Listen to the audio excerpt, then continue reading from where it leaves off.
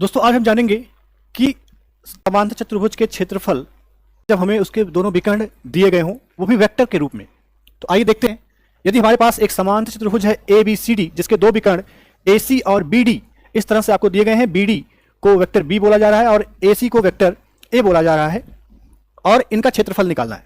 ठीक है, शर्त क्या है? एरिया ऑफ पैरेललोग्राम दो डायगोनल्स होने पर, यानी दोनों डायगोनल्स दिए गए हों वेक्टर के रूप में, तो कैसे निकाला जाए? तो क्षेत्रफल बराबर होता है 1/2 mod of A cross B, यानी आप ए क्रॉस बी निकालोगे, दोनों विकर्णों के क्रॉस प्रोडक्ट निकालोगे, फिर उसका मॉड निकालोगे और उसका आधा करने पर आपको चतुर्भुज का क्षेत्रफल प्राप्त हो जाता है। आइए एक सवाल के माध्यम से देखते हैं। उस समांतर चतुर्भुज का क्षेत्रफल ज्ञात कीजिए जिसके विकर्ण इस तरह से दिए गए हैं। तो मान लीजिए एक समांतर चतुर्भुज है और इसके दो विकर्ण हैं। दोनों विकर्ण, एक विकर्ण ये है और एक विकर्ण ये है।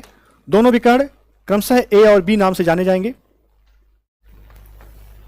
ये मान लीजिए वेक्टर ए है और ये वेक्टर बी है। तो इसका क्षेत्रफल होगा mod of A cross B का आधा। तो सबसे पहले क्या करना होता है, हमें ए क्रॉस बी निकालना होता है। मान लीजिए वेक्टर ए है और ये वेक्टर बी है। तो हम सबसे पहले क्या करेंगे, ए क्रॉस बी निकालेंगे। ए क्रॉस बी कैसे निकालते हैं? तो आई जे के पहले लिखा जाएगा। पहले ए है तो ए के गुणांक 3 1 -2, फिर बाद में बी लिखा है तो बी के गुणांक 1 -3 4 यहाँ लिखेंगे। इसको हल करेंगे, जैसे सारणिक को हल करते हैं वैसे ही हल किया जाएगा। 4 -6 माइनस जे का गुणांक और यहां पर बनेगा 12 + 2 प्लस के का गुणांक और यहां पर बनेगा -9 -1। ये हो जाएगा -2i और यहां पर हो जाएगा -14 और -10 के। तो क्षेत्रफल क्या हो जाएगा? तो क्षेत्रफल बराबर, या कहें समांतर चतुर्भुज का क्षेत्रफल लिख सकते हो, समांतर चतुर्भुज का क्षेत्रफल बराबर 1/2 mod of A cross B. ये सिर्फ और सिर्फ ए क्रॉस बी है।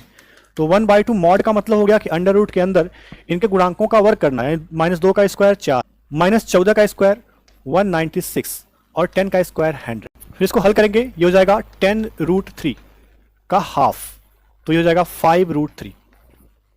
यही होगा इसका आंसर।